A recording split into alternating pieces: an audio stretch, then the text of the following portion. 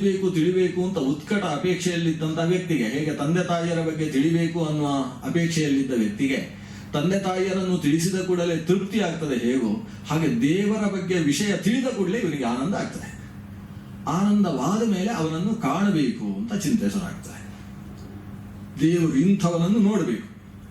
ಅಲ್ಲಿ ಹೇಗೆ ಅವನಿಗೆ ಪಾಟಲಿಪುತ್ರ ಭದ್ರಸೇನನ್ನು ನೋಡಬೇಕು ಅಂತ ಆಸೆ ಆದ ಕೂಡಲೇ ನೀನು ಹೀಗೆ ನೇರವಾಗಿ ಹೋಗಿ ಆಮೇಲೆ ಬಲಕ್ಕೆ ತಿರುಗಿ ಆಮೇಲೆ ಎಡಕ್ಕೆ ಹೋಯಿತು ಅಂತ ಆದರೆ ಸಿಗ್ತದೆ ಅಂತ ಒಬ್ಬ ಮಾರ್ಗದರ್ಶನ ಮಾಡುವ ಹಾಗೆ ಈ ದೇವರನ್ನು ನೋಡಬೇಕು ಅಂತಾದಾಗ ದೇವರನ್ನು ನೋಡುವುದಕ್ಕೆ ಏನು ಶ್ರೋತವ್ಯೋ ಮಂತವ್ಯೋ ನಿಧಿಧ್ಯಾಸಿತವ್ಯ, ಹೀಗೊಂದು ಮಾರ್ಗ ಇದೆ. ಶ್ರವಣ ಮಾಡು, ಮನನ ಮಾಡು, ಧ್ಯಾನ ಮಾಡು ಅಂತ ಒಂದು ಮಾರ್ಗ ಇದೆ. ಅಲ್ಲ, ಶ್ರವಣ ಮಾಡಿದರೆ ತಲೆಗೆ ಹತ್ತುವುದಿಲ್ಲ, ಶ್ರವಣ ಮಾಡಬೇಕು ಅಂತ ಅನಿಸುವುದಿಲ್ಲ. ನಮಗೆ ನಿದ್ದೆ ಬರಬೇಕು ಅಂದರೆ ಶ್ರವಣ ಮಾಡ್ಲಿಕ್ಕೆ ಹೋದ್ರೆ ಸಾಕು. ಹೀಗಿದೆ ನಮ್ಮ ಪರಿಸ್ಥಿತಿ, ಏನು ಮಾಡಬೇಕು ಅಂತ ಪ್ರಶ್ನೆ ಬಂದರೆ ಅದಕ್ಕೋಸ್ಕರ ನೀನು ಅಂತಃಕರಣ ಶುದ್ಧಿಯನ್ನು ಸಂಪಾದನೆ ಮಾಡಿಕೊ. ಅಂತಃಕರಣ ಶುದ್ಧಿಗೋಸ್ಕರ ನಿತ್ಯ ಸಂಧ್ಯಾ ವಂದನೆ ಮಾಡು, ಸತ್ಯಂ ವದ ಧರ್ಮಂ ಚರ, ಹೀಗೆ ಮಾಡ್ತಾ ನೋಡು. ಆಮೇಲೆ ಶ್ರವಣ ಮಾಡಬೇಕು ನಿಮಗೆ ಅನಿಸುತ್ತೆ. ಹಾಗಾದ್ರೆ ಸತ್ಯಂ ವದ ಧರ್ಮಂ ಚರ ಸ್ವಾಧ್ಯಾಯಾತ್ ಮಾ ಪ್ರಮದಃ ದೇವಪಿತೃ ಕಾರ್ಯಾಭ್ಯಾಂ ನ ಪ್ರಮದಿತವ್ಯಂ ಅಹರಹ ಸಂಧ್ಯಾಂ ಉಪಾಸೀತ ವಸಂತೆ ವಸಂತೆ ಜ್ಯೋತಿಷ ಯಜೇತ. ಈ ಎಲ್ಲ ವಿಧಿವಾಕ್ಯಗಳು ಯಾಕೆ ಬಂತು? ಯಾಕೆಂದ್ರೆ ನಿನ್ನ ಅಂತಃಕರಣ ಶುದ್ಧಿಗೋಸ್ಕರ ಬಂತು. ಇದನ್ನು ಮಾಡು, ನಿನ್ನ ಅಂತಃಕರಣ ಶುದ್ಧವಾಗ್ತದೆ. ಶುದ್ಧವಾದ ಅಂತಃಕರಣದಲ್ಲಿ ಶ್ರವಣ ಮನನ ನಿಧಿಧ್ಯಾಸನಗಳ ಬಗ್ಗೆ ಅಪೇಕ್ಷೆ ಅಭಿಲಾಷೆ ಗ್ರಹಣ ಇದು ಹುಟ್ಟುತ್ತೆ. ಅದು ಆಗ್ತಾ ಇದ್ದ ಹಾಗೆ ನಿನಗೆ ದೇವರು ಪ್ರಸನ್ನನಾಗ್ತಾನೆ. ಪ್ರಸನ್ನನಾಗ್ತಾ ರಾಜಾ ಭದ್ರಸೇನ ಅವನಿಗೆ ಮುಖ ತೋರಿಸಿದ ಹಾಗೆ ಮುಖ ತೋರಿಸ್ತಾನೆ. ಪರಸ್ಪರ ನಿನ್ನನ್ನು ನೋಡಿದಂತಹ ಭದ್ರಸೇನ ನೀನೇ ನನ್ನ ಮಗ ಅಂತ ಅಪ್ಪಿ ಆದರಿಸಿದ ಹಾಗೆ ನಿನ್ನ ಮೇಲಿನ ಪ್ರೀತಿಯಿಂದ ಭಗವಂತ ನಿನ್ನನ್ನು ಸ್ವೀಕರಿಸ್ತಾನೆ. ಅವನು ಯಾವಾಗ ತಾನಾಗಿ ಉರುಣುತೇ ತನು ಸ್ವಾಂ, ತನ್ನನ್ನು ತಾನು ನಿನಗೆ ಒಪ್ಪಿಸಿಕೊಳ್ತಾನೋ ಅದಕ್ಕಿಂತ ದೊಡ್ಡ ಸಾಧನೆ ಜೀವನದಲ್ಲಿಲ್ಲ. ಅದು ಪರಮ ಪುರುಷಾರ್ಥ. ಇದು ಸಮಗ್ರ ವೇದ ಭಗವದ್ ವಿಷಯ. ಅದು ನ ಕಲಂಜಂ ಭಕ್ಷಯೇತ್ ನ ಸುರಾಂ ಪಿಬೇತ್ ಅಂತ ನಿಷೇಧ ವಾಕ್ಯ ಬೇಕಾದ್ರೂ ಇರ್ಬೋದು. ಅದು ಮಾಡಬೇಡ, ಇದು ಮಾಡಬೇಡ ಅಂತ ಹೇಳುವ ವಾಕ್ಯ ಇರ್ಬೋದು, ಇದು ಮಾಡು ಅಂತ ಹೇಳುವ ವಾಕ್ಯ ಇರ್ಬೋದು, ಕರ್ಮಗಳ ಬಗ್ಗೆ ಹೇಳಿದ ವಾಕ್ಯ ಇರ್ಬೋದು, ಅರ್ಥವಾದ ವಾಕ್ಯಗಳಿರ್ಬೋದು. ಅರ್ಥವಾದ ವಾಕ್ಯ ಅಂದ್ರೆ ಕೆಲವು ವಿಷಯಗಳನ್ನು ಪ್ರಶಂಸೆ ಮಾಡುವಂತಹದ್ದು, ಕೆಲವನ್ನು ನಿಂದನೆ ಮಾಡುವಂತಹದ್ದು. ಬೆಳ್ಳಿಯನ್ನು ನಿಂದನೆ ಮಾಡುವ ವಾಕ್ಯ ಇದೆ ವೇದಗಳಲ್ಲಿ, ಬಂಗಾರವನ್ನು ಹೊಗಳುವ ವಾಕ್ಯ ಇದೆ. ಇನ್ನು ಅವನು ಮಾಡಿದ ಯಜ್ಞ ಮರುತ್ತ ಅಂತ ಒಬ್ಬ ದೊಡ್ಡ ಯಾಗ ಮಾಡಿದ, ಆ ಮರುತ್ತಸ್ಯಾವ ಸಂಗ್ರಹೇ ವಿಶ್ವೇದೇವ ಸಭಾಸದ ಅಂತ ಅವರ ಒಂದು ಯಾಗವನ್ನೇ ಹೊಗಳುವ ವಾಕ್ಯ ವೇದದಲ್ಲಿದೆ. ಇದಕ್ಕೆಲ್ಲ ಅರ್ಥವಾದಗಳು ಅಂತ ಕರೀತಾರೆ. ಈ ಅರ್ಥವಾದ ವಾಕ್ಯವೂ ಕೂಡ ಭಗವಂತನಿಗೋಸ್ಕರವೇ ಇರುವುದು. ಮೀಮಾಂಸಕರಿಗೂ ನಮಗೂ ಇರುವ ದೊಡ್ಡ ಖಂದಕ, ದೊಡ್ಡ ವಿರೋಧ ಏನಂದ್ರೆ ಮೀಮಾಂಸಕರು ಹೇಳ್ತಾರೆ ಎಲ್ಲವೂ ವೇದ ಕರ್ಮಕ್ಕೋಸ್ಕರ ವೇದ ಇರುವುದು. ಸರ್ವ ವೇದವು ಕರ್ಮಕಾಂಡ ಅಂತ ಹೇಳ್ತಾರೆ. ಆ ಕರ್ಮವನ್ನು ಹೇಳಬೇಕಾದ್ರೆ ಕರ್ಮದಲ್ಲಿ ವಿಷ್ಣುವೇ ಸ್ವಾಹ ಅಂತ ಆಹುತಿ ಕೊಡಬೇಕು. ಅದಕ್ಕೋಸ್ಕರ ವಿಷ್ಣುವಿನಲ್ಲಿ ಶಂಖಚಕ್ರ ಗದಾಪದ್ಮ ಹೇಳಿಕೆ ವಾಕ್ಯ ಇರುವುದು. ವಾಕ್ಯ ದೇವರನ್ನು ಹೇಳಿಕೆ ವಾಕ್ಯ ಇರುವುದಲ್ಲ, ಯಜ್ಞದಲ್ಲಿ ವಿಷ್ಣುವೇ ಅಂತ ಆಹುತಿ ಕೊಡಬೇಕಲ್ಲ, ಅದಕ್ಕೋಸ್ಕರ ದೇವರನ್ನೇ ಹೇಳಿದ್ದು. ಕರ್ಮಕ್ಕೋಸ್ಕರ ದೇವರನ್ನು ವೇದ ಹೇಳ್ತದೆ ಅಂತ ಮೀಮಾಂಸಕರು ಹೇಳಿದೆ. ಅದು ಇರುವ ದೇವರನ್ನು ಹೇಳುವುದಲ್ಲ, ಇಲ್ಲದೆ ಇದ್ದ ದೇವರು. ಯಾಕಂದ್ರೆ ಕರ್ಮ ನಡೆಸಬೇಕಾದ್ರೆ ಇರುವ ದೇವರೇ ಆಗಬೇಕು ಅಂತೇನಿಲ್ಲ, ಕರ್ಮವೇ ಫಲ ಕೊಡುದು, ದೇವರು ಬೇಕು ಅಂತಿಲ್ಲ. ಆದರೆ ಕರ್ಮದಲ್ಲಿ ದೇವರ ಹೆಸರು ಹೇಳಿ ಚತುರ್ಥ್ಯಂತಂ ಪದಂ ಏವ ದೇವತಾ, ಚತುರ್ಥ್ಯಂತವಾದ ಪದ ಬಿಟ್ಟು ಬೇರೆ ದೇವತೆಯೇ ಇಲ್ಲ, ಹೀಗೊಂದು ವಾದ ಮಂಡನೆ ಆಯಿತು. ಅದಕ್ಕೆ ಪೂರ್ಣ ವಿರುದ್ಧವಾಗಿ, ಅಂದ್ರೆ ಅದು 3 ಅಂತಾದ್ರೆ ಇದು 6, ಹೀಗೆ ಬೆನ್ನು ಹಾಕಿದ ರೀತಿಯಲ್ಲಿ ವೇದಾಂತದ ಸಿದ್ಧಾಂತ ಹೇಳುತ್ತೆ. ವೇದ ಕರ್ಮಕ್ಕೋಸ್ಕರ ದೇವರನ್ನು ಹೇಳುವುದಲ್ಲ, ದೇವರಿಗೋಸ್ಕರ ಕರ್ಮವನ್ನು ಹೇಳ್ತದೆ. ಅಂದ್ರೆ ಕರ್ಮವನ್ನು ಹೇಳುವುದೇ ಇಲ್ಲ ಅಂತಿಲ್ಲ ವೇದ, ಆದರೆ ಭಗವಂತನನ್ನು ನಾವು ಸಾಕ್ಷಾತ್ಕರಿಸಿಕೊಳ್ಳಬೇಕು. ಜೀವನದ ಮೂಲ ಧ್ಯೇಯ ಅದು, ಅದಕ್ಕೋಸ್ಕರ ನಾವು ಹುಟ್ಟಿದ್ದು, ಅದು ಗುರಿ. ಅಲ್ಲಿದೆ ನಮ್ಮ ಮನೆ, ಇಲ್ಲಿದೆ ಸುಮ್ಮನೆ ಅಂತ ಹಾಗೆ ಅಲ್ಲಿ ಅದನ್ನು ಮುಟ್ಟುವುದು ಅನ್ನೋದು ಗುರಿ. ಆ ಗುರಿ ಸಾಧನೆಗೋಸ್ಕರ ನಮಗೆ ಕೆಲವೊಂದು ಟ್ರೀಟ್ಮೆಂಟ್ ಬೇಕು, ಅದಕ್ಕೋಸ್ಕರ ಕರ್ಮ ಇರುವುದು ಅಂತ. ಹೀಗೆ ಕರ್ಮ ದೇವರಿಗೋಸ್ಕರ, ಬ್ರಹ್ಮಕ್ಕೋಸ್ಕರ ಕರ್ಮ ಅನ್ನೋದು ವೇದಾಂತ, ಕರ್ಮಕ್ಕೋಸ್ಕರ ಬ್ರಹ್ಮ ಅನ್ನೋದು ಮೀಮಾಂಸ. ಹೀಗೆ ಕರ್ಮ ಮೀಮಾಂಸ ಬೇರೆ, ಬ್ರಹ್ಮ ಮೀಮಾಂಸ ಬೇರೆ. ಇಷ್ಟೇ, ಕರ್ಮ ಮೀಮಾಂಸಕ್ಕೂ ಬ್ರಹ್ಮ ಮೀಮಾಂಸಕ್ಕೂ ಮೂಲಭೂತ ವ್ಯತ್ಯಾಸ ಇಷ್ಟೇ. ಕರ್ಮ ಪ್ರಾಧಾನ್ಯವನ್ನು ಇಟ್ಟುಕೊಂಡು ಬ್ರಹ್ಮದ ಅಪ್ರಾಧಾನ್ಯವನ್ನು ಹೇಳಿದರೆ ಅದು ಕರ್ಮ ಮೀಮಾಂಸ.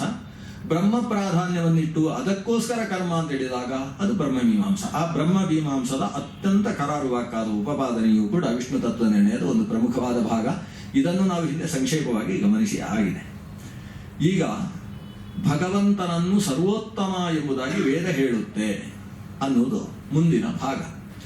ಈ ಭಾಗದಲ್ಲಿ ತುಂಬ ವಿಸ್ತಾರವಾಗಿ ನಿರೂಪಿಸಲ್ಪಟ್ಟದ್ದು ಅಂದರೆ ಪ್ರತ್ಯಕ್ಷ ಅಂದರೆ ಏನು, ಅನುಮಾನ ಅಂದರೆ ಏನು, ಆಗಮ ಅನ್ನುವುದರ ಡೆಫಿನಿಷನ್, ಡಿಸ್ಕ್ರಿಪ್ಷನ್ ಅಲ್ಲ. ಅದರ ವ್ಯಾಖ್ಯೆ ಸ್ಪಷ್ಟವಾಗಿ ಆಗಮ ಅನ್ನುವುದನ್ನು ಹೇಗೆ ನಾವು ಅದಕ್ಕೊಂದು ವ್ಯಾಖ್ಯೆಯನ್ನು ಕೊಡಬೇಕು, ಲಕ್ಷಣವನ್ನು ಹೇಗೆ ಹೇಳಬೇಕು. ಆ ಆಗಮ ಇಷ್ಟು ಬಿಟ್ಟು ಇನ್ನು ಬೇರೆ ಪ್ರಮಾಣ ಇದೆಯೋ, ಅರ್ಥಾಪತ್ತಿ ಅಂತ ಕೆಲವರು ಹೇಳ್ತಾರೆ, ಐತಿಹ್ಯ ಅಂತ ಕೆಲವರು ಹೇಳ್ತಾರೆ, ಉಪಮಾನ ಅಂತ ಮತ್ತೊಂದು ಹೇಳ್ತಾರೆ, ಪೌರಾಣಿಕರು ಮತ್ತೆ ಯಾವುದೋ ಕೆಲವು ಸಂಭಾವನಾ ಅಂತ ಇನ್ನೊಂದು ಪ್ರಮಾಣವನ್ನು ಹೇಳ್ತಾರೆ. ಇಂಥದ್ದೆಲ್ಲ ಪ್ರಮಾಣಗಳು ಉಂಟು. ಅದು ಪ್ರಮಾಣ ಹೌದಾದರೆ ಅದನ್ನು ಪ್ರತ್ಯೇಕ ಅಂತ ಪರಿಗಣಿಸಬೇಕು, ಇದ್ದದರಲ್ಲೇ ಸೇರಿಸಬೇಕು. ಆಚಾರ್ಯರು ನಿರ್ಧಾರವನ್ನು ಕೊಟ್ಟರು. ಬ್ರಹ್ಮತರ್ಕದ ವಾಕ್ಯಗಳಿಂದ ಷಕ್ಷಾದಿತ್ರಿದಯಂ ಪ್ರಮಾಣಂ ಅಂತ ಏನು ಅನುಭಾವಿಗಳು ಹೇಳಿದ್ದಾರೆ, ಅದರ ಸ್ಪಷ್ಟ ಉಪವಾದನೆ ವಿಷ್ಣು ತತ್ವ ನಿರ್ಣಯದಲ್ಲಿದೆ. 3 ಪ್ರಮಾಣ: ಪ್ರತ್ಯಕ್ಷ, ಅನುಮಾನ, ಆಗಮ, 3. ಅರ್ಥಾಪತ್ತಿ ಇತ್ಯಾದಿಗಳು ಪ್ರಮಾಣ ಹೌದು, ಆದರೆ ಇದರಲ್ಲೇ ಸೇರುತ್ತದೆ. ಅದಕ್ಕೊಂದು ಪ್ರತ್ಯೇಕ ಅಸ್ತಿತ್ವ ಇಲ್ಲ. ಅರ್ಥಾಪತ್ತಿ ಅಂದ್ರೆ ಅದು ಅನುಮಾನವೇ, ಅದಕ್ಕಿಂತ ಬೇರೆ ಅಲ್ಲ. ಐತಿಹ್ಯ ಅಂತ ಇದ್ರೆ ಅದು ಅನುಮಾನವೇ, ಅದಕ್ಕಿಂತ ಬೇರೆ ಅಲ್ಲ. ಸಂಭಾವನಾ ಅಂತ ಒಂದಿದ್ರೆ ಅದು ಅನುಮಾನವೇ, ಅದಕ್ಕಿಂತ ಬೇರೆ ಅಲ್ಲ. ಐತಿಹ್ಯ ಅಂತ ಹೇಳ್ತೀರಿ, ಅದು ಕೆಲವು ಸಲ ಅನುಮಾನ, ಕೆಲವು ಸಲ ಆಗಮ, ಅದರಲ್ಲೇ ಸೇರ್ತದೆ. ಕೆಲವರು ಅನುಪಲಬ್ಧಿ ಅಂತ ಒಂದು ಪ್ರಮಾಣ ಹೇಳ್ತಾರೆ, ಅದು ಕೆಲವು ಸಲ ಪ್ರತ್ಯಕ್ಷ, ಕೆಲವು ಸಲ ಅನುಮಾನ. ಇದಕ್ಕಿಂತ ಬೇರೆಯಾಗಿ ಅದಕ್ಕೆ ಅಸ್ತಿತ್ವ ಇಲ್ಲ. ಹೀಗೆ ಒಂದು ಪ್ರಮಾಣಗಳ ಬಗ್ಗೆ ಅತ್ಯಂತ ಕರಾರುವಾಕ್ಕಾದಂತಹ ಮೀಮಾಂಸೆ. ಶ್ರೀ ಜಯತೀರ್ಥವರಿಯರು ಟೀಕಾಕೃತಪಾದರು ಪ್ರಮಾಣ ಪದ್ಧತಿ ಅಂತ ಒಂದು ಗ್ರಂಥ ರಚಿಸುವುದಕ್ಕೆ ಬೇಕಾದ ಅನೇಕ ವಿಷಯಗಳನ್ನು ಇಲ್ಲಿಂದ ತಗೊಂಡಿದ್ದಾರೆ. ಒಂದು ಪ್ರಮಾಣ ಲಕ್ಷಣ ಅಂತ ಆಚಾರ್ಯರ ಗ್ರಂಥ, ಇನ್ನೊಂದು ವಿಷ್ಣು ತತ್ವ ನಿರ್ಣಯದಲ್ಲಿ ಪ್ರಮಾಣ ಮೀಮಾಂಸೆಯನ್ನು ಮಾಡತಕ್ಕಂತಹ ವಿಷ್ಣು ತರ್ಕ ಬ್ರಹ್ಮತರ್ಕದ ವಾಕ್ಯಗಳು. ಇವೆರಡನ್ನು ಮೂಲವನ್ನಾಗಿಟ್ಟುಕೊಂಡು ಶ್ರೀಮದ್ ಜಯತೀರ್ಥರು ಪ್ರಮಾಣ ಪದ್ಧತಿ ಅನ್ನೋ ಒಂದು ಗ್ರಂಥವನ್ನು ರಚಿಸಿದ್ದಾರೆ. ಈ ಪ್ರಮಾಣ ಮೀಮಾಂಸೆ ಆದ ಮೇಲೆ ಬಂದ ಒಂದು ದೊಡ್ಡ ಮುಖ್ಯ ವಿಷಯ ಏನಂದ್ರೆ ಅದ್ವೈತಗಳ ದೊಡ್ಡ ಗಲಾಟೆ. ಇದಿಲ್ಲದೆ ಹೋದ್ರೆ ಒಂದು ಗ್ರಂಥ ಇಲ್ಲ ಅಲ್ವಾ, ಅದು ಪ್ರಮುಖ. ಯಾಕಂದ್ರೆ ಅವೆರಡರ ಗಲಾಟೆಯ ಮೂಲ ಉದ್ದೇಶ ಅದು ತತ್ವ ಜಿಜ್ಞಾಸೆ. ಇಲ್ಲಿ ಯಾವುದು ದ್ವೇಷ ಭಾವ ಮತ್ತೊಂದಿಲ್ಲ. ತತ್ವದ ಜಿಜ್ಞಾಸೆಯ ದೃಷ್ಟಿಯಿಂದ ಈ ಒಂದು ವಿಷಯ ನಡೆಯಿತು. ಏನಂದ್ರೆ ಈಗ ಸದಾಗಮೈಕ ವಿಜ್ಞೇಯ ಭಗವಂತ ಅಂತ ಹೇಳಿ ಆಯ್ತಾ. ಸದಾಗಮದಿಂದ ಏನು ಅಂತ ವಿಜ್ಞೇಯ, ಏಕ ಅಂತ ವಿಜ್ಞೇಯ. ಏಕ ಅಂದ್ರೆ ಏನು? ಸರ್ವೋತ್ತಮ ಅಂತ ವಿಜ್ಞೇಯನಾಗಿದ್ದಾನೆ. ಆದರೆ ನಾವು ಅದ್ವೈತ ಸಿದ್ಧಾಂತವನ್ನು ಮುಂದಿಟ್ಟುಕೊಂಡು ನೋಡಿದರೆ ಸದಾಗಮೈಕ ವಿಜ್ಞೇಯತ್ವದ ಉಪಪಾದನೆ ಅಸಾಧ್ಯ. ಯಾಕಂದ್ರೆ ಸರ್ವೋತ್ತಮ ಅಂದ್ರೆ ಏನರ್ಥ? ಸರ್ವ ಅಂತಿದ್ರೆ ಅದಕ್ಕಿಂತ ಇವ ಉತ್ತಮ ಅಂತ ಅರ್ಥ. ಅದ್ವೈತ ಸಿದ್ಧಾಂತದ ಪ್ರಕಾರ ಪರಬ್ರಹ್ಮ ಬಿಟ್ಟು ಎರಡನೆಯ ವಸ್ತು ಇಲ್ಲ. ಅದ್ವೈತ ಅನ್ನುವ ಶಬ್ದದ ಅರ್ಥವೇ ಹಾಗೆ ನೋಡಿ. ಅದ್ವೈತ ಅಂದ್ರೆ ದ್ವಿತೀಯಂ ನಾಸ್ತಿ, ಪಾರಮಾರ್ಥಿಕಂ ದ್ವಿತೀಯಂ ನಾಸ್ತಿ. ಸತ್ಯವಾದ ಎರಡನೆಯ ವಸ್ತು ಇಲ್ಲ. ಮಿಥ್ಯೆಯಾದ ಸುಮಾರು ವಸ್ತುಗಳು ಇದ್ದಾವೆ ಅನ್ನೋದಕ್ಕೆ ಅರ್ಥ. ಇಲ್ಲದೆ ಇದ್ದ ವಸ್ತು ಇದೆ ಅಂದ್ರೆ ಏನರ್ಥ? ಇಲ್ಲವೇ ಇಲ್ಲ ಅಂತ ಅರ್ಥ. ಇಲ್ಲದೆ ಮಿಥ್ಯೆಯಾದ ಅನೇಕ ವಸ್ತು ಇದೆ ಅಂದ್ರೆ ಏನರ್ಥ? ಯಾವ ವಸ್ತು ಇಲ್ಲ ಅಂತ ಅರ್ಥ. ಇದೇ ಎಲ್ಲ ವಸ್ತು ಆದ್ರೆ ಸುಳ್ಳು ಅಂದ್ರೆ ಏನರ್ಥ? ಇಲ್ಲ ಅಂತ ಅರ್ಥ. ಹಾಗಾದ್ರೆ ಇರುವುದು ಒಂದೇ ಪರತತ್ವ. ಒಂದೇ ಪರತತ್ವ ಅಂತ ಆದ ಪಕ್ಷದಲ್ಲಿ ಅದು ಪರತತ್ವ ಹೇಗಾಗ್ತದೆ ಅಂತ ಒಂದು ಪ್ರಶ್ನೆ ಹುಟ್ಟಿಕೊಳ್ತದೆ. ಯಾಕಂದ್ರೆ ಪರ ಅಂದ್ರೆ ಏನು? ಸರ್ವೋತ್ತಮ. ಸರ್ವೋತ್ತಮ ಅಂತ ಆಗಬೇಕಾದ್ರೆ ಸರ್ವ ಅಂತ ಇದ್ರೆ ಅಲ್ಲೂ ಅದು ಉತ್ತಮ ಆಗುದು, ಇಲ್ಲಿ ಹೋದ್ರೆ ಸರ್ವೋತ್ತಮ ಹೇಗೆ? ಆಗ ಈ ಸರ್ವೋತ್ತಮತ್ವ ಅನ್ನುವುದನ್ನು ಉಪನಿಷತ್ತು ಸ್ಪಷ್ಟವಾಗಿ ಸರ್ವೋತ್ಕರ್ಷೇ ದೇವದೇವಸ್ಯ ವಿಷ್ಣೋ ಮಹಾತಾತ್ಪರ್ಯಂ ನೈವ ಚಾನ್ಯತ್ರ ಸತ್ಯಂ. ಎಷ್ಟು ಸ್ಪಷ್ಟವಾದ ಶ್ರುತಿ! ಆಚಾರ್ಯರ ಸಂಗ್ರಹ ಕೌಶಲ ನಮ್ಮನ್ನು ಬೆರಗುಗೊಳಿಸಿಬಿಡ್ತದೆ ವಿಷ್ಣು ತತ್ವನಿರ್ಣಯದಲ್ಲಿ. ಎಲ್ಲೆಲ್ಲ ಸಿಕ್ಕಿದೆ ಆಚಾರ್ಯರಿಗೆ ಅಂತ. ಕೌಶಾರವ ಶ್ರುತಿ ಅಂತೆ, ಕೌಂಡಿನ್ಯ ಶ್ರುತಿ. ಆ ಶ್ರುತಿಗಳನ್ನು ಉಲ್ಲೇಖ ಮಾಡುವಾಗ ನಮ್ಗೊಂದು ಸಂಶಯ ಬರ್ಬೋದು, ಇಷ್ಟೆಲ್ಲ ಶ್ರುತಿ ಉಲ್ಲೇಖ ಮಾಡ್ತಾರೆ, ಒಂದೇ ಒಂದು ರಾಮಕೃಷ್ಣಾಶ್ರಮದಿಂದ ಪಬ್ಲಿಷ್ ಆಗಲಿಲ್ಲ ಅಲ್ವಾ ಅಂತ ನಮ್ಗೊಂದು ಪ್ರಶ್ನೆ ಬರ್ಬೋದು. ನಾನು ರಾಮಕೃಷ್ಣಾಶ್ರಮ ಉಲ್ಲೇಖ ಮಾಡಿದ್ದೆ ಯಾಕೆಂದ್ರೆ ಅವರು ಪಬ್ಲಿಷ್ ಮಾಡಿದಷ್ಟು ಉಳಿದವರು ಪಬ್ಲಿಷ್ ಮಾಡ್ತಾ ಇಲ್ಲ. 216 ಉಪನಿಷತ್ತನ್ನು ಒಂದು ಪುಸ್ತಕದಲ್ಲಿ ಪಬ್ಲಿಷ್ ಮಾಡಿದೆ. ಅದರಲ್ಲಿ ಈ ಶ್ರುತಿ ಸಿಗುವುದಿಲ್ಲ. ಈ ಶ್ರುತಿಯಲ್ಲ. ಹಾಗಾದ್ರೆ ಇವರು ಸ್ವತಃ ರಚನೆ ಮಾಡಿದ್ದಲ್ವಾ? ಹೀಗೆಲ್ಲ ಆಚಾರ್ಯರ ನಂತರ ಸುಮಾರು 200 ವರ್ಷ ಆದ್ಮೇಲೆ ಸಿಕ್ಕಾಪಟ್ಟೆ ಗಲಾಟೆ ನಡೀತು. ಆಶ್ಚರ್ಯದ ವಿಷಯ ಅಂದ್ರೆ ಆಚಾರ್ಯರ ಕಾಲದಲ್ಲಿ ಗಲಾಟೆ ನಡೀಲಿಲ್ಲ. ಯಾಕೆ ಆ ಗಲಾಟೆ ನಡೆದಿಲ್ಲ ಅಂದ್ರೆ ಆಚಾರ್ಯರು ಎಲ್ಲಿ ಹೋದ್ರು ಹಿಂದುಗಡೆ ಒಂದು ಬಂಡಿಯನ್ನು ಕರ್ಕೊಂಡು ಬರ್ತಿದ್ರು. ಅದು ಟೆಂಪೋ ಟ್ರಾವೆಲರ್ ಅಲ್ಲ, ಒಂದು ಬಂಡಿ, ಆ ಕಾಲದ ಬಂಡಿ. 2 ಎತ್ತುಗಳನ್ನು ಎಳಿತಾ ಇದ್ರು. ಅದರಲ್ಲಿ ಒಂದು ಎತ್ತು ಸಾಕ್ಷಾತ್ ಟೀಕಾಕೃತ್ಪಾದರಾಗಿದ್ರು ಅಂತ ಉಲ್ಲೇಖ ಮಾಡ್ತಾರೆ. ಆ ಬಂಡಿಯಲ್ಲಿ ಪೂರ್ತಿ ಪ್ರಮಾಣ ಗ್ರಂಥಗಳು, ತಾವೇನು ಗ್ರಂಥ ರಚಿಸಿದ್ದೇವೆ ಅಲ್ಲಿ ಯಾವ ಪ್ರಮಾಣಗಳನ್ನು ಕೊಟ್ಟಿದ್ದಾರೆ ಆ ಗ್ರಂಥಗಳದಲ್ಲಿ ಉಂಟು. ಯಾರಾದ್ರೂ ಪ್ರಶ್ನಿಸಿದ್ರೆ ಇದೇನು ಕೌಂಡಿನ್ಯ ಶ್ರುತಿ ನೀವು ಹೇಳಿದ್ದೀರಲ್ವಾ, ತೆಗಿರಿ ಅಂತ ಹೇಳಿದ್ರೆ ಶಂಕರ ಪಂಡಿತರು ಒಟ್ಟಿಗೆ ಇರ್ತಿದ್ರು. ಆ ಕೌಂಡಿನ್ಯ ಶ್ರುತಿ ತಗೊಂಡು ಬಾ, ಇವ್ರು ತೋರಿಸು. ಅವರು ದೊಡ್ಡ ವಿಜ್ಞಾನಿಗಳಾಗಿ ಅದನ್ನು ಇದು ಎಷ್ಟು ಹಳೆಯದು ಅಂತ ನೋಡಿದ್ರೆ ಆ ಪತ್ರೆ ಸಾಮಾನ್ಯ ಇದು ಒಂದು 2000 ವರ್ಷ ಹಳೆಯದು ಗ್ರಂಥ. ಅಂಥ ಗ್ರಂಥಗಳನ್ನು ಉಲ್ಲೇಖ ಮಾಡಿಕೊಂಡು ಆಚಾರ್ಯರು ಸಿದ್ಧಾಂತದ ಪ್ರತಿಷ್ಠಾಪನೆ ಮಾಡಿದರು. ಎಷ್ಟು ಸ್ಪಷ್ಟ ಅಂದ್ರೆ ನೋಡಿ, ಭಗವಂತ ಸರ್ವೋತ್ತಮ ಅಂತ ಹೇಳುವುದಕ್ಕೆ ಹೇಳುವ ಮಾತುಗಳಲ್ಲಿ ವಿಷ್ಣು ಅನ್ನುವ ಶಬ್ದಗಳೇ ಬರ್ತಾರೆ. ಶ್ರುತಿಗಳಲ್ಲಿ, ಶ್ರುತಿಯಲ್ಲಿ ಬರುವ ಶಬ್ದ ವಿಷ್ಣು ಅನ್ನುವ ಶಬ್ದ. ಉಳಿದದ್ರಲ್ಲಿ ದೇವರನ್ನು ಹೇಳುವ ಶಬ್ದ ಬ್ರಹ್ಮ ಅನ್ನುವ ಶಬ್ದ ಇರಬಹುದು, ರುದ್ರ, ಸದಾಶಿವ ಅನ್ನುವ ಶಬ್ದ ಇರಬಹುದು. ಈ ಶಬ್ದ ಬರುವುದಿಲ್ಲ. ಉತ್ಕರ್ಷವನ್ನು ಹೇಳಬೇಕಾದ, ಸರ್ವೋತ್ಕರ್ಷವನ್ನು ಹೇಳುವಾಗ ಸರ್ವಾಣಿ ನಾಮಾನಿ ಯಮಾವಿಶಂತಿ ತಂ ವೈ ವಿಷ್ಣು ಪರಮಮುದಾಹರಂತಿ, ಸ್ಪಷ್ಟವಾಗಿ ವಿಷ್ಣು ಶಬ್ದ. ಆ ವಿಷ್ಣು ಶಬ್ದವೇ ಬರುವ ಮಂತ್ರಗಳನ್ನೇ ಉಲ್ಲೇಖ ಮಾಡಿಕೊಂಡು ಈ ವಿಷ್ಣುವಿನ ಸರ್ವೋತ್ಕರ್ಷದಲ್ಲಿ ಎರಡು ಮಾತಿಗೆ ಅವಕಾಶ ಇಲ್ಲ. ಅದ್ವೈತ ಸರಿ ಹೋಯಿತು. ದ್ವೈತ ಅಂದ್ರೆ ಏನು? ಎರಡು ಮಾತಿಲ್ಲ. ಈ ವಿಷ್ಣು ಸರ್ವೋತ್ಕರ್ಷ ಅನ್ನುವುದೇ ಅದ್ವೈತ. ಏನು ಅದ್ವೈತ ಅಂದ್ರೆ ಇದಕ್ಕೆ ಎರಡನೇ ಮಾತಿಲ್ಲ, ಇದು ಸ್ಪಷ್ಟ ಅನ್ನುವುದರ ಒಂದು ಉಲ್ಲೇಖ ಮಾಡಿದ್ದಾರೆ. ಇಷ್ಟು ಹೇಳಿ ಆಚಾರ್ಯರು ಎಷ್ಟು ದೃಢವಾಗಿ ಹೇಳ್ತಾರೆ ಅಂದ್ರೆ, ಸಂತಿ ಭೇದೇ ಸರ್ವಾಗಮ ನಚ ಅಸ್ತಿ ಅಭೇದೇ ಕಶ್ಚಿದಾಗಮ. ಇದು ವಿಷ್ಣು ತತ್ವನಿರ್ಣಯದ ಮಾತು, ಎಲ್ಲಿಯಾದ್ರೂ ಬರೆದು ಹಾಕಬೇಕಾದ ಮಾತು. ಏನು ಹೇಳ್ತಾರೆ? ಎಲ್ಲ ಆಗಮ ತೆಗೀರಿ, ಭೇದ ವಿಷಯದಲ್ಲಿದೆ. ನಿಮ್ಮ ಅಭೇದ ವಿಷಯದಲ್ಲಿ ಒಂದು ಆಗಮ ಸಿಗೋಲ್ಲ ಅಂತಾರೆ. ನಚ ಅಭೇದೆ ಕಶ್ಚಿದ ಆಗಮ, ಒಂದು ಆಗಮ ಅಭೇದ ವಿಷಯದಲ್ಲಿಲ್ಲ. ಸಂತಿ ಭೇದೆ ಸರ್ವಾಗಮ, ಭೇದ ವಿಷಯದಲ್ಲಿ ಎಲ್ಲಾ ಆಗಮವೂ ಇದೆ, ಅಭೇದ ವಿಷಯದಲ್ಲಿ ಒಂದು ಆಗಮ ಇಲ್ಲ. ಇದನ್ನು ಕೇಳಿದರೆ ಅದ್ವೈತ ಸಿದ್ಧಾಂತದ ಅನುಯಾಯಿಗಳಿಗೆ ತಾನಾಗಿ ನೋವಾಗುವಂತಹದ್ದಿದೆ. ಯಾಕಂದ್ರೆ ಅವರನ್ನೇನು ಬೈಲಿಲ್ಲ, ಆದರೆ ವಿಷಯವನ್ನು ಹೀಗೆ ನಿರೂಪಣೆ ಮಾಡಿದರೆ ನೋವಾಗ್ತದೆ. ಆ ಕಾರಣದಿಂದ ಆಮೇಲೆ ಭೇದವನ್ನು ಅಭೇದವನ್ನು ಸಮರ್ಥನೆ ಮಾಡುವ ಭೇದ ಧಿಕ್ಕಾರ ಅಂತ ಗ್ರಂಥ ಬರ್ತದೆ. ಹೀಗೆಲ್ಲ ಧಿಕ್ಕಾರ, ಚಪೇಟಿಕ, ಕಪೋಲ ಚಪೇಟಿಕ, ಹೀಗೆಲ್ಲ ಗ್ರಂಥಗಳೆಲ್ಲ ಬಂದಿದ್ದಾರೆ. ಈ ಗ್ರಂಥಕ್ಕೊಂದು ಕಪಾಳ ಮೋಕ್ಷ ಮಾಡುವ ಗ್ರಂಥ, ಖಂಡ ಖಾದ್ಯ ಅಂತ ಒಂದು ಗ್ರಂಥ. ಏನು ಖಂಡ ಖಾದ್ಯ ಅಂದ್ರೆ ಏನು? ಖಂಡ ಖಾದ್ಯ ಅಂತ ಹೇಳಿದ್ರೆ ಬರ್ಫಿ ಅಂತ ಅರ್ಥ. ಖಂಡ ಖಾದ್ಯ, ಖಂಡನವೆಂಬ ಖಂಡ ಖಾದ್ಯ ಇದು ಅಂತ ಇಂಥದ್ದೆಲ್ಲ ಬಂದಿದೆ ಬಹಳಷ್ಟು. ಬಂದ್ರೆ ಯಾವುದು ಕೂಡ ನಿಲ್ಲದೇ ಇರುವುದಂದ್ರೆ ಆಯಾ ಕಾಲದಲ್ಲೇ ಆಚಾರ್ಯರನ್ನು ಅನುಸರಿಸಿಕೊಂಡು ಬಂದಂತಹ ವಿಜಯೇಂದ್ರ ತೀರ್ಥರೇ ಮೊದಲಾದವರ, ವ್ಯಾಸ ತೀರ್ಥರು, ವಿಜಯೇಂದ್ರ ತೀರ್ಥರು, ಇದೊಂದು ಕಾಲಘಟ್ಟ, ವಾದಿರಾಜ ತೀರ್ಥರು, ಇವರೆಲ್ಲರ ಬಲದಿಂದ ಆ ಗ್ರಂಥಗಳೆಲ್ಲ ಮೂಲೆ ಗುಂಪಾಯಿತು. ಆಮೇಲೆ ಅವರೇ ಅದನ್ನು ಪಬ್ಲಿಷ್ ಮಾಡುವುದೇ ಬಿಟ್ಟರು. ಯಾಕಂದ್ರೆ ಪಬ್ಲಿಷ್ ಮಾಡಿತು ಅಂತಾದ್ರೆ ಅದರ ಜೊತೆಗೆ ಇದು ಪಬ್ಲಿಷ್ ಆಗಬೇಕಾಗ್ತದೆ. ಆದ್ರೆ ಅದು ಇದೆ ಅಂತ ಗೊತ್ತಿರುವಾಗ ಇದಕ್ಕೆ ಬಲ ಇಲ್ಲ ಅಂತ ಆ ಕಾರಣದಿಂದ ಅದು ನಿಂತು ಹೋಯಿತು. ಅಷ್ಟು ಸ್ಫುಟವಾಗಿ ಆಚಾರ್ಯರು ಗಟ್ಟಿ ಒತ್ತಿ ಹೇಳ್ತಾರೆ. ಇಷ್ಟು ಇದರ ಮಧ್ಯದಲ್ಲಿ ಭೇದವನ್ನು ನಿರಾಕರಿಸತಕ್ಕಂತಹ ಅನೇಕ ವಾದಗಳು, ಆಚಾರ್ಯರ ಕಾಲದಲ್ಲಿದ್ದಂತಹ ಭೇದ ನಿರಾಕರಕ ವಾದ, ಆ ವಾದವನ್ನು ಎಳೆಯಾಗಿ ಬಿಡಿಸಿ, ಆ ವಾದವನ್ನು ಯಾರು ನಿಜವಾಗಿ ಮಂಡಿಸಿದ್ದಾರೋ ಅವರಿಗೆ ಅರ್ಥ ಆಗುವ ಹಾಗೆ ಬಿಡಿಸಿ. ಕೆಲವು ಸಲ ಹೀಗಿರ್ತದೆ, ಆ ವಾಕ್ಯ ಅರ್ಥ ಮಾಡ್ಲಿಕ್ಕೆ ಬಂದಿರ್ತಾರೆ, ಅವರು ಭೇದವನ್ನು ನಿರಾಕರಿಸಿರ್ತಾರೆ, ಅವರು ನಿರಾಕರಿಸಿದ ಯುಕ್ತಿ ತುಂಬಾ ಚೆನ್ನಾಗಿರ್ತದೆ, ಆ ಯುಕ್ತಿ ಯಾರೋ ಹಿರಿಯರು ಹೇಳಿದ್ದಾಗಿರ್ತದೆ, ಅವರಿಗೆ ಗೊತ್ತಿರೋಲ್ಲ. ಆಚಾರ್ಯರು ಏನ್ ಮಾಡ್ತಾರೆ ಅಂದ್ರೆ ಅವರಿಗೆ ಅದನ್ನು ಅರ್ಥ ಮಾಡಿಸ್ತಾರೆ. ನೋಡಿ, ತುಂಬಾ ಸುಂದರವಾದ ಯುಕ್ತಿ, ಅವರಿಗೆ ಹೌದಲ್ಲ ಇಷ್ಟು ಚೆನ್ನಾಗಿದೆ ನಾನು ಹೇಳಿದ ವಿಷಯ ಅಂತ ಅವರಿಗೆ ಅರ್ಥ ಆಗುವ ಹಾಗೆ ಮೊದಲು ಭೇದವನ್ನು ನಿರಾಕರಿಸುವ ವಿಷಯವನ್ನು ಆಚಾರ್ಯರು ಹೇಳಿ, ಆಮೇಲೆ ಭೇದ ನಿರಾಕರಣೆ ಮಾಡಿದ ಒಂದೊಂದು ಹೆಜ್ಜೆ, ಅದೊಂದು 12 ಹೆಜ್ಜೆಯಲ್ಲಿ ಭೇದ ನಿರಾಕರಣೆ ಮಾಡಿದ್ದಾರೆ. ಮೊದಲನೇ ಹೆಜ್ಜೆ ತಗೊಳ್ಳಿ, ಆ ಮೊದಲನೇ ಹೆಜ್ಜೆಗೆ ಹೀಗರ್ಥವೋ ಅಂತ ವಿಕಲ್ಪ ಮಾಡಿ, ಯಾವ ಅರ್ಥದಲ್ಲೂ ನಿಮ್ಮ ವಾಕ್ಯಾರ್ಥ ಸರಿ ಇಲ್ಲ ಅನ್ನುವುದನ್ನು ತಿಳಿಸಿ ನಾನು ಆ ವಿಷಯಕ್ಕೆ ಹೋಗುವುದಿಲ್ಲ, ಬರೀ ಕ್ರಮ ಮಾತ್ರ ಹೇಳ್ತೇನೆ. ಯಾಕಂದ್ರೆ ಈ ವಿಷಯವನ್ನು ನಮ್ಮ ವಿದ್ಯಾಪೀಠದ ವಿದ್ಯಾರ್ಥಿಗಳು ಕೇಳಿ ತಲೆಬೀಸಿ ಮಾಡಿಕೊಂಡು 2ನೇ ವರ್ಷದಲ್ಲಿ ಸರಿ ಅರ್ಥ ಮಾಡ್ಕೋತಾರೆ. ಅಂತ ವಿಷಯ ಭೇದಘಟ್ಟ ಅಂದಿದ್ದಕ್ಕೆ ಹೆಸರು. ತತ್ವ ನಿರ್ಣಯದಲ್ಲಿ ಬರುವ ಭೇದಘಟ್ಟ ಅಂತ ಹೇಳಿದ್ರೆ ವಿದ್ಯಾರ್ಥಿಗಳಿಗೆ ಒಂದು ಸಲ ಮೈ ಜುಮ್ ಅಂತದೆ, ಅಂತ ಒಂದು ಭಾಗ ಭೇದಘಟ್ಟ ಭಾಗ. ಆ ಭೇದ ಘಟ್ಟ, ಆ ವಿಷಯದಲ್ಲಿ ಭೇದ ಅನ್ನುವುದು ಸ್ಥಿರ, ಅದು ವಸ್ತು ಹುಟ್ಟಿದ ಮೇಲೆ ಹುಟ್ಟುವುದಲ್ಲ, ವಸ್ತು ಹುಟ್ಟುವಾಗಲೇ ಭೇದ ಹುಟ್ಟುತ್ತೆ. ನಾವು ವಸ್ತುವನ್ನು ಗ್ರಹಿಸುವಾಗಲೇ ಭೇದವು ಗ್ರಹಿಸಲ್ಪಡ್ತದೆ. ನಾನು ಈ ವಾಚ್ ನೋಡಿದೆ, ವಾಚ್ ನೋಡುವಾಗ ಈ ವಾಚ್ ಮಡಿಕೆ, ಈ ವಾಚ್ ಬಟ್ಟೆ, ಈ ವಾಚ್ ಮೈಕು, ಈ ವಾಚ್ ಪುಸ್ತಕ, ಯಾರಿಗಾದ್ರೂ ಹೀಗೆ ಜ್ಞಾನ ಬರ್ತದ? ಬರಲ್ಲ. ಮತ್ತೆ ವಾಚ್ ಅಂದ್ರೆ ಅದರ ಜ್ಞಾನ ಬರುವಾಗಲೇ ಅದು ಇತರ ವ್ಯತಿರಿಕ್ತ ಅಂದ್ಲೇ ಜ್ಞಾನ ಬರುವುದು.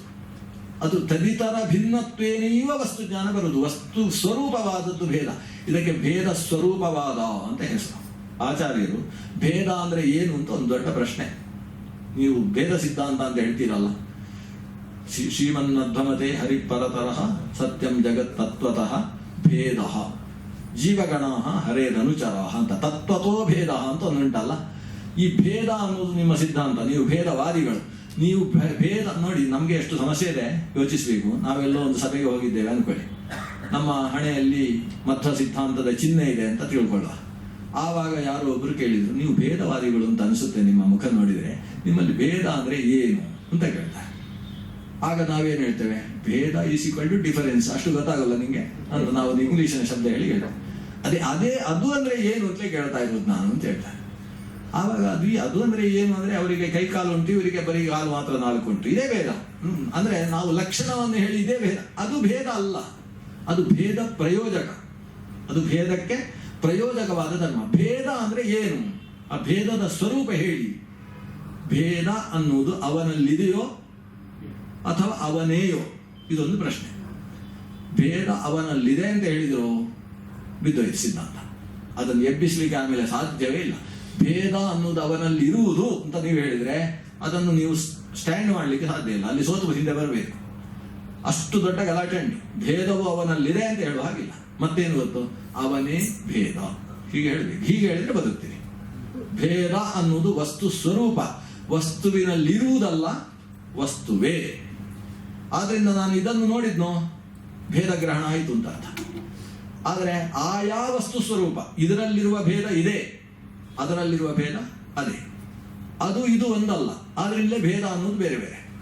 ಹೀಗೆ ಭೇದ ಎಂಬುದು ತತ್ತದ್ವಸ್ತು ಸ್ವರೂಪ. ಇದೆಲ್ಲ ಸುಮ್ಮನೆ ಕಣ್ಣು ಮುಚ್ಚಿಕೊಂಡು ಆಲೋಚನೆ ಮಾಡ್ತಾ ಇದ್ದ ಹಾಗೆ ಖುಷಿ ಕೊಡ್ತಾ ರೋಮಾಂಚನ ಆಗುವಂತಹ ವಿಷಯಗಳು. ಇಂಥ ವಿಷಯಗಳ ಒಂದು ಸುಂದರವಾದ ನಿರೂಪಣೆ, ಅದು ಭೇದಘಟ್ಟ ಅಂತ ಒಂದು ಭಾಗ ಇದೆ. ಇಷ್ಟಾದ ಮೇಲೆ ಶ್ರುತಿಗಳ ಅರ್ಥ ವಿವರಣೆ, ಇದನ್ನು ನಾನು ಉಪನ್ಯಾಸ ಹಿಂದೆ ಮಾಡಲಿಲ್ಲ. ಈ ಭೇದಘಟ್ಟವನ್ನು ಕೂಡ ವಿಸ್ತಾರ ಮಾಡಲಿಲ್ಲ ನಾನು, ಇವತ್ತೇ ಅದನ್ನು ತೆಗಿತಾ ಇರೋದು. ಮುಂದೆ ಬರುವಂತಹ ಭಾಗ ಅದು ಶ್ರುತಿ ಅರ್ಥ ವಿವರಣೆಯ ಭಾಗಗಳು. ಅದು ಯಾಕೆ ಬಂತು? ನೀವು ಹೇಳಿದ್ರಿ ಅಭೇದದಲ್ಲಿ ಒಂದು ಆಗಮ ಸಿಗೋಲ್ಲ, ಭೇದದಲ್ಲಿ ಸಕಲಾಗಮ ಭರಿತವಾಗಿದೆ ಅಂತ ಹೇಳಿದ್ರಿ. ನೋಡಿ, ಅಭೇದದಲ್ಲಿ ಇಷ್ಟಿಷ್ಟು ಉಂಟು ಅಂತ ಒಂದಿಷ್ಟು ಲಿಸ್ಟ್ ಕೊಡ್ತಾರೆ. ಅಭೇದದ ವಿಷಯದಲ್ಲಿ ಇಷ್ಟು ವಾಕ್ಯ ಉಂಟು, ಅದರಲ್ಲಿ ಪ್ರಮುಖವಾಗಿ 5 ವಾಕ್ಯ ಸಿಕ್ಕಿದೆ ಅವರಿಗೆ. ಇದಕ್ಕೆ ಪಂಚಮಹಾವಾಕ್ಯ ಅಂತ ಕರೀತಾರೆ. ಈ ಪಂಚಮಹಾವಾಕ್ಯಗಳ ಅರ್ಥ ವಿವರಣೆಯನ್ನು ಆಚಾರ್ಯರು ಬೇರೆ ಬೇರೆ ಗ್ರಂಥಗಳಲ್ಲಿ ಕೊಟ್ಟಿದ್ದಾರೆ. ವಿಷ್ಣು ತತ್ವ ನಿರ್ಣಯದಲ್ಲಿ ತುಂಬಾ ವಿಸ್ತಾರವಾಗಿ ಕೊಟ್ಟಿದ್ದಾರೆ. ನಾವು ಅದನ್ನು ತತ್ವೋದ್ಯೋತದ ನಿರೂಪಣೆ ಮಾಡುವ ಸಂದರ್ಭದಲ್ಲಿ ವಾಕ್ಯಗಳ ಅರ್ಥ ವಿವರಣೆಯನ್ನು ಕಂಡಿದ್ದೇವೆ. ಹಾಗಾಗಿ ಇಲ್ಲಿ ವಿಷ್ಣು ತತ್ವ ನಿರ್ಣಯದಲ್ಲಿ ತತ್ವಮಸಿ ಇರಬಹುದು, ಅಹಂ ಬ್ರಹ್ಮಾಸ್ಮಿ ಅನ್ನುವ ಮಾತು ಇರಬಹುದು, ಸರ್ವಂ ಖಲ್ವಿದಂ ಬ್ರಹ್ಮ ಅನ್ನುವ ಮಾತು, ವಾಚಾರಂಭಣಂ ವಿಕಾರೋ ನಾಮಧೇಯಂ ಮೃತ್ತಿಕೇತ್ಯೇವ ಸತ್ಯಂ ಅಂತ ಹೇಳತಕ್ಕಂತಹ ಮಾತು. ಈ ಎಲ್ಲ ಮಾತುಗಳಿಗೂ ಕೂಡ ಇನ್ನೊಂದು ಮಾತಿದೆ, ಅದ್ವೈತಂ ಪರಮಾರ್ಥತಃ ಮಾಯಾ ಮಾತ್ರವಿದಂ ದ್ವೈತಂ ಅದ್ವೈತಂ ಪರಮಾರ್ಥತಃ ಅಂತ ಹೇಳ್ತಕ್ಕಂತಹ ಒಂದು ಉಪನಿಷತ್ತಿನ ಕೊನೆಯಲ್ಲಿ ಬರ್ತಕ್ಕಂತಹ ಮಾತು. ಈ ಮಾತುಗಳೆಲ್ಲ ಏನು ಹೇಳ್ತಾವೆ? ಅವೆಲ್ಲವೂ ದ್ವೈತ ಪರವೇ ಅಂತ ಹೇಳಬೇಕು. ಆ ಮಾತುಗಳನ್ನು ಅದ್ವೈತ ಪರವಾಗಿ ಅಂದ್ರೆ ಅಭೇದ ಪರವಾಗಿ ವ್ಯಾಖ್ಯಾನಿಸಿದ ಪಕ್ಷದಲ್ಲಿ ಆ ಮಾತೇ ಹೊಂದುವುದಿಲ್ಲ, ಪೂರ್ವಾಪರ ವಿರೋಧ ಬರುತ್ತೆ, ಆ ಮಾತಿನ ಒಳಗೆ ಅಂತರ ವಿರೋಧವೂ ಕೂಡ ಬರ್ತದೆ ಅನ್ನುವುದನ್ನು ನಿರೂಪಣೆ ಮಾಡುವ ಅತ್ಯಂತ ಸುಂದರವಾದ ವೇದಾರ್ಥ ಚಿಂತನೆಯ ಒಂದು ಭಾಗ ಬರ್ತದೆ.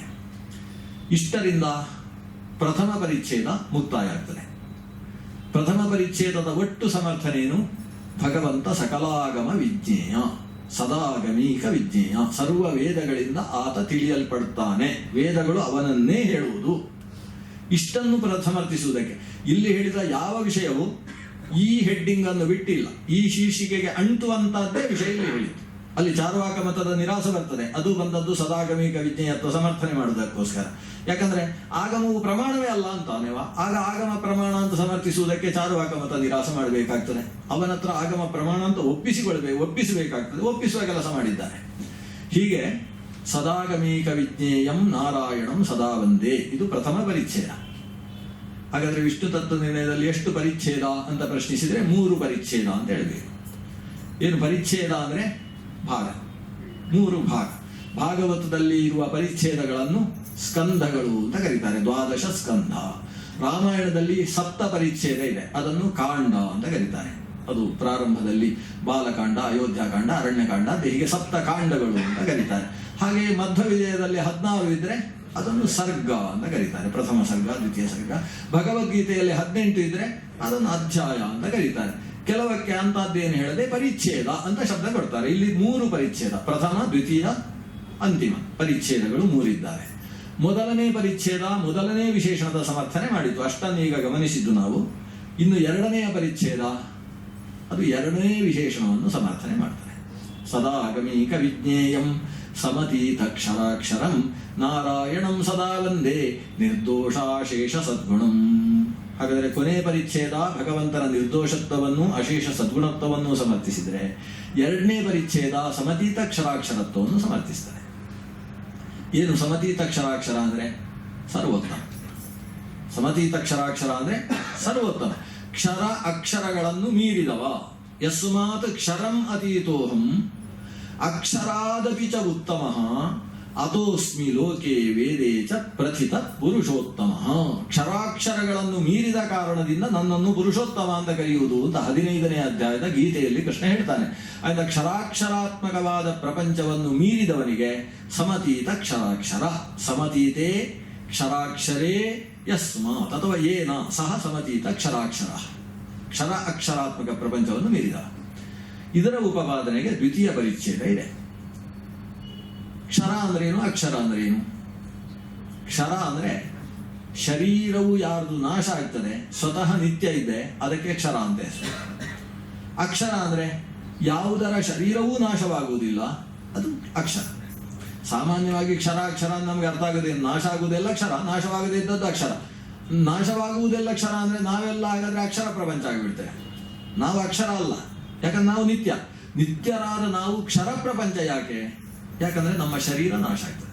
ಶರೀರ ಕ್ಷರಣಾತ್ ಕ್ಷರಾಃ ಲಕ್ಷ್ಮೀ ಅಕ್ಷರ ದೇಹತ್ವಾತ್ ಅಕ್ಷರೇತಿ ಸದೋದಿತ. ನಮ್ಮ ಶರೀರಕ್ಕೆ ನಾಶ ಇರುವುದರಿಂದ ನಾವು ನಮ್ಮನ್ನೆಲ್ಲ ಕ್ಷರ ಪ್ರಪಂಚ, ಅಕ್ಷರ ಚೇತನಗಳು ಅಂತ ಕರೆಯುವುದು. ಅಕ್ಷರ ಚೇತನ ಅಂದ್ರೆ ಒಂದೇ. ಆಕೆಗೆ ಲಕ್ಷ್ಮಿ ಅಂತ ಹೆಸರು. ಅವಳನ್ನು ಅಕ್ಷರ ಪುರುಷ, ಅಕ್ಷರ ಪುರುಷ ಅಂತ ಕರೀತಾರೆ. ಈ ಪುರುಷ ಅಂದ್ರೆ ಗಂಡಸು ಅನ್ನೋ ಅರ್ಥ ಅಲ್ಲ. ಪುರುಷ ಅಂತ ಹೇಳಿದ್ರೆ ಅದೊಂದು ವಿಶಿಷ್ಟ ಶಕ್ತಿಮತಿ ಅಂತ ಅರ್ಥ. ಅಂತಹ ಶಕ್ತಿ ಉಳ್ಳಂತಹ ಆಕೆಯನ್ನು ಅಕ್ಷರ ಪುರುಷ ಅಂತ ಕರೆಯುವುದು. ಈ ಕ್ಷರಾಕ್ಷರಾತ್ಮಕವಾದ ಪ್ರಪಂಚವನ್ನು ಮೀರಿದವ ಅಂತ ಹೇಳಿದ್ರೆ ಎಲ್ಲಾ ಚೇತನಗಳಿಗಿಂತಲೂ ಉತ್ತಮನಾದವ. ಇದು ಸಮತೀತ ಕ್ಷರಾಕ್ಷರ ಶಬ್ದದ ಅರ್ಥ.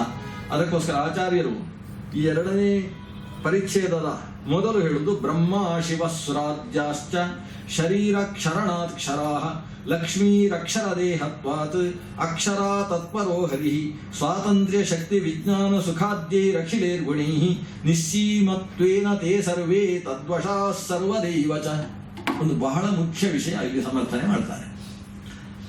ಈಗ ಕ್ಷರಾಕ್ಷರ ಪ್ರಪಂಚ ನಮಗೆ ಅರ್ಥ ಆಯಿತು. ಭಗವಂತನನ್ನು ಬಿಟ್ಟು ಉಳಿದದ್ದನ್ನು ಒಟ್ಟು ಸೇರಿಸಿದರೆ ಕ್ಷರ ಅಕ್ಷರ ಅಂತ ಕರೀತೇವೆ. ಇದು ಭಗವಂತನ ವಶವಾಗಿ